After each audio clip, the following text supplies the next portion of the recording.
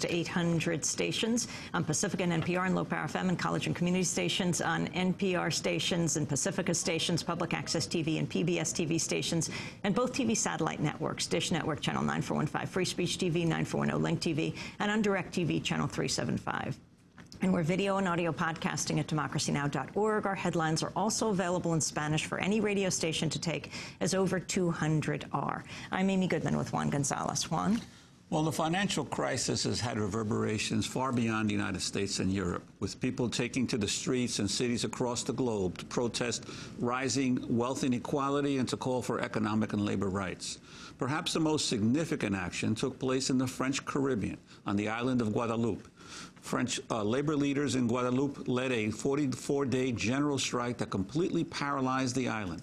Starting on January 19th, workers revolted against the French government over the exorbitant cost of living by closing down roads, schools, gas stations, and public transportation.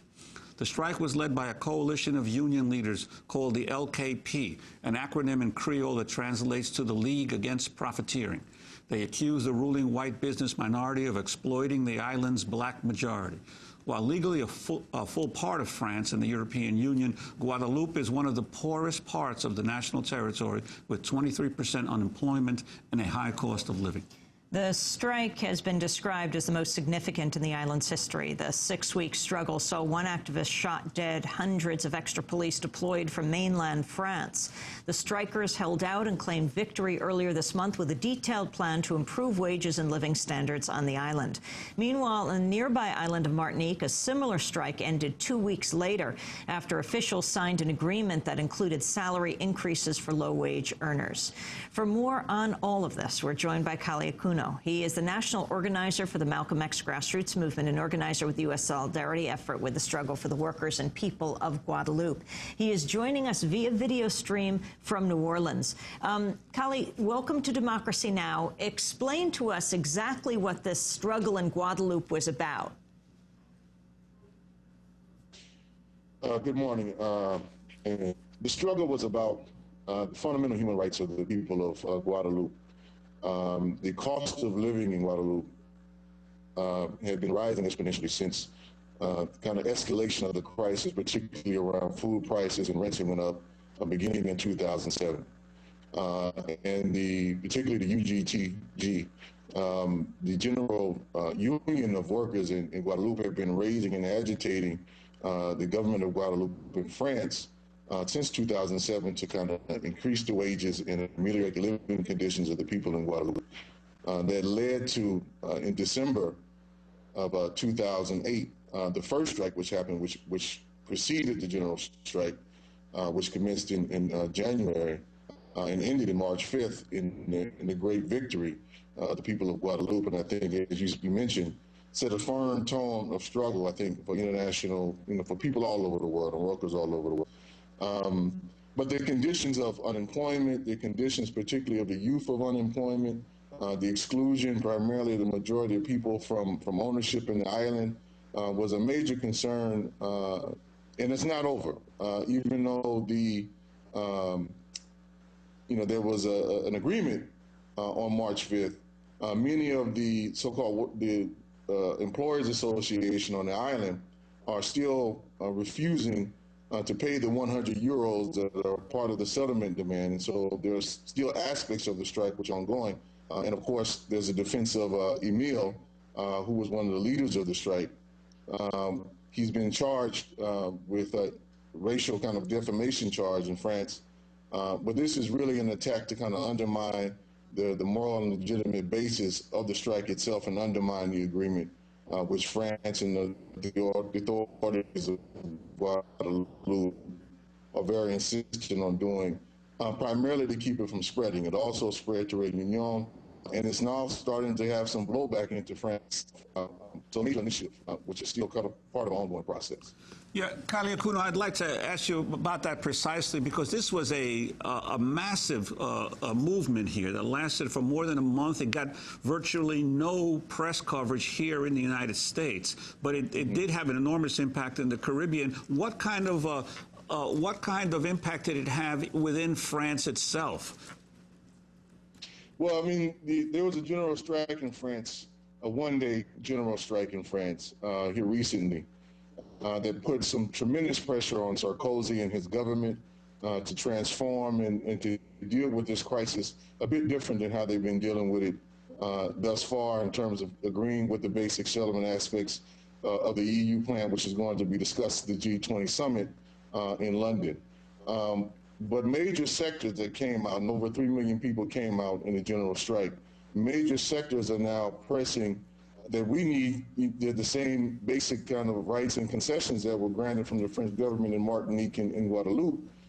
Those need to be applied also in France. And so there are a section of French workers who are organizing now, to my understanding, to launch a general strike and to launch it on the example of what took place in Guadeloupe and stay out in the streets and, disrupt business and disrupt the regular order of business, the exploitation on a day-to-day level, to extend that to France. So this is something that myself and I know a lot of folks here who gave some solidarity to the struggle in Guadeloupe are really paying some close attention to, because it's going to have a long-term impact on what happens in the Caribbean possession of France, Martinique, and Guadeloupe, and some of the other so-called overseas possessions, which are still basically colonies. So we're looking at this very closely. Then the impact it's going to have, on workers in Europe and ultimately here in the United States and throughout the world, we think could be pretty significant given the nature of this crisis. And why particularly did this develop in Guadeloupe? It reminds us a lot of the struggle that occurred in Mexico, the strike of the teachers there. What's a particular reason why this island became a leader in this struggle? Well, number one, the General Union, Guadeloupe Trade Union has been a very strong and militant union throughout most of its history. It's been a very active in international solidarity. They played a pretty significant role here in New Orleans in the tribunal that we held in August and September of 2007, which was looking and investigating into the various human rights abuses of the United States government. So, they have a very internationalist outlook as part of their foundation. And the leadership that they gave to the struggle there, I think, that's kind of a fundamental thing. But the material conditions which led to it, the Guadeloupe as a French overseas possession, its economy is regulated in euros. It doesn't have its own currency. And folks get paid in euros. And with the kind of escalating prices, particularly around food starting in 2007, and then rents and then oil and gas, the living conditions of the majority of people deteriorate quickly. In the militant tradition and history of the UGTG, they stepped forward, they built a broad coalition of over 49 different unions and community organizations and popular organizations on the island. And they pressed, like I said, beginning in December, and tried to kind of meet some basic standards with the government, some basic compromises. When that wasn't met, they did what I would say they had to do, to restore some dignity to their lives and some balance in the equation of where the economy stands on the global, and really the government and press, the private enterprises on the island, for some justice. And they won, but like I said, it's an ongoing struggle, and people should be very much aware. Very quickly, Kale Kuno, there were massive protests in the streets earlier this month in France, and the biggest demonstration since Sarkozy's election. And then next week, the G20 is going to be meeting. Where do you think the significance of the Guadeloupe protest and victory fits into, and can it have any bearing on G20 and its blowback to France? I think it will have a major impact, Amy. Workers all over Europe that I'm in contact with are using as kind of the standard bearer.